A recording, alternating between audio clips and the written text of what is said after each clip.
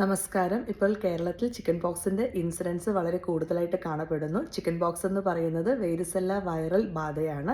Virus കൊണ്ടുണ്ടാകുന്ന അസുഖമായതുകൊണ്ട് തന്നെ ഇത് വലിയവരിലും ചെറിയവരിലും, അതായത് ചെറിയ കുട്ടികളിലും ഒക്കെ ബാധിക്കുന്നതാണ്. ഇത് നമ്മൾക്ക് പനി, അസഹനീയമായിട്ടുള്ള ക്ഷീണം, തളർച്ച, മേലുവേദന, ദേഹത്ത് വെസിക്കുലർ ഇറപ്ഷൻസ്, റാഷസ് ഉണ്ടാക്കുന്നു. ഇത് ദേഹം മുഴുവൻ റാഷസ് ഉണ്ടാക്കുന്നുണ്ട് ചില ആളുകളിൽ.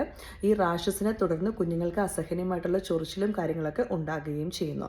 നമ്മൾ മനസ്സിലാക്കേണ്ട കാര്യം, ഇതൊരു വൈറൽ ബാധ ആയതുകൊണ്ട് തന്നെ പനി, മറ്റ് ബുദ്ധിമുട്ടുകൾ ഉണ്ടാകുന്നുണ്ട്. ഇമ്മ്യൂണോ കോംപ്രമൈസ്ഡ് ആയിട്ടുള്ള ആളുകൾ, രോഗപ്രതിരോധ ശേഷി കുറവുള്ള ആളുകളിൽ ഇത് വളരെ ബുദ്ധിമുട്ടുകൾ ഉണ്ടാക്കുന്നുണ്ട്.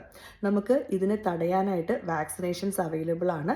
ക്ലോസ് കോണ്ടാക്റ്റ് ആയിട്ട് വരുന്ന ആളുകൾക്ക്, അസുഖം വന്നിട്ടില്ലാത്തവർക്ക് പോസ്റ്റ് എക്സ്പോഷർ പ്രൊഫൈലാക്സിസ് ആയിട്ട് വിത്തിൻ 72 hours വാക്സിനേഷൻ എടുത്തു കഴിഞ്ഞാൽ ഏകദേശം 80 to 90% പ്രൊട്ടക്ഷൻ കിട്ടുന്നതാണ്. ഇനി അസുഖം വരികയാണെങ്കിൽ തന്നെ അതിൻ്റെ ആഘാതം കുറവായിട്ടും കാണപ്പെടുന്നു വാക്സിനേഷൻ എടുക്കുന്നവരിൽ. സാധാരണഗതിയിൽ ചെറിയ കുഞ്ഞുങ്ങൾക്ക് നമുക്ക് ഏകദേശം 15 monthsന് ശേഷം വാക്സിനേഷൻ എടുക്കാവുന്നതാണ്. 2 ഡോസസ് ആയിട്ടാണ് എടുക്കേണ്ടത്. ഫസ്റ്റ് ഡോസ് എടുത്ത് 3 മാസത്തിന് ശേഷം നമുക്ക് സെക്കൻഡ് ഡോസ് എടുക്കുകയും ചെയ്യാവുന്നതാണ്.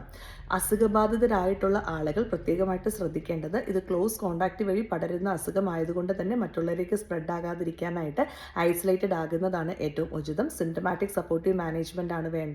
ക്ഷീണം, തളർച്ച, അസ്വസ്ഥത, ബുദ്ധിമുട്ടുകൾ ഉണ്ടാകും. പ്രോപ്പറായിട്ട് ഹൈഡ്രേറ്റ് ചെയ്യണം, വെള്ളം നന്നായിട്ട് കുടിക്കണം. നോർമൽ സോഫ്റ്റ് ഡയറ്റ് കഴിക്കാവുന്നതാണ്. ആളുകൾക്ക് കഴിക്കാൻ സാധിക്കുന്ന തരത്തിലുള്ള അവർക്ക് ഇഷ്ടപ്പെടുന്ന ഭക്ഷണങ്ങളൊക്കെ കഴിക്കാവുന്നതാണ്. ഫ്രൂട്ട്സ്, വെജിറ്റബിൾസ് ഒക്കെ കഴിക്കാം. കഴിവതും ഈ റാഷിനെ തുടർന്ന് അസ്വസ്ഥതകൾ ഉണ്ടാകുന്നത് കൊണ്ട് തന്നെ ആൻറ്റി ഹിസ്റ്റമിൻസ് നമുക്ക് കഴിക്കാവുന്നതാണ്. സിംറ്റമാറ്റിക് സപ്പോർട്ടീവായിട്ട് ദേഹത്ത് നമുക്ക് ചൊറിച്ചിലിനുള്ള ഓയിൻമെൻറ്റ്സും ലോഷൻസും പുരട്ടാവുന്നതാണ്. പലർക്കും കുളിക്കാൻ പാടില്ല എന്നൊരു മിഥ്യാധാരണയുണ്ട്. ചിക്കൻ ബോക്സ് വന്നു എന്ന് വിചാരിച്ച് കുളിക്കാൻ പാടില്ല എന്നില്ല. പക്ഷെ നമ്മൾ റാഷസ് ഉള്ളതിനെ തുടർന്ന് നമുക്ക് അമർത്തി തിരുമുകയോ അല്ലെങ്കിൽ നമ്മൾ തേച്ചൊരച്ച് കുളിക്കുകയോ ചെയ്യാതിരുന്നാൽ മാത്രം മതിയാകും. അതോടൊപ്പം തന്നെ ഏറ്റവും ഇമ്പോർട്ടൻ്റ് ഇത് നമുക്ക് ഒരു പരിധി വരെ ആൻറ്റിവൈറൽസ് ഉപയോഗിക്കാവുന്നതാണ്. നിങ്ങളുടെ ഡോക്ടറെ കണ്ട് പ്രോപ്പറായിട്ട് മെഡിക്കേഷൻസ് എടുക്കാൻ ശ്രമിക്കുക. ഇമ്മ്യൂണോ കോംപ്രമൈസ്ഡ് ആയിട്ടുള്ള രോഗപ്രതിരോധ ശേഷി കുറവുള്ള ആളുകൾ വീട്ടിലുണ്ടെങ്കിൽ പ്രത്യേകമായിട്ട് ശ്രദ്ധിക്കണം. നമുക്ക് പോസ്റ്റ് എക്സ്പോഷർ പ്രൊഫൈലാക്സിസ് ആയിട്ട് ചില കണ്ടീഷൻസിൽ വേരിസെല്ല സോസ്റ്റർ ഇമ്മ്യൂണോഗ്ലോബുലിൻ നൽകാൻ സാധിക്കുന്നതും ആണ്. ഉറപ്പായിട്ടും കുട്ടികൾക്ക് വാക്സിനേഷൻ എടുത്തിട്ടില്ലെങ്കിൽ നിങ്ങളുടെ പീഡിയാട്രീഷ്യനുമായിട്ട് ബന്ധപ്പെടുക. വാക്സിനേഷൻ എടുത്തു കഴിഞ്ഞാൽ ഒരു പരിധി വരെ ഇതിനെ പ്രതിരോധിക്കാനായിട്ട് സാധിക്കും. താങ്ക്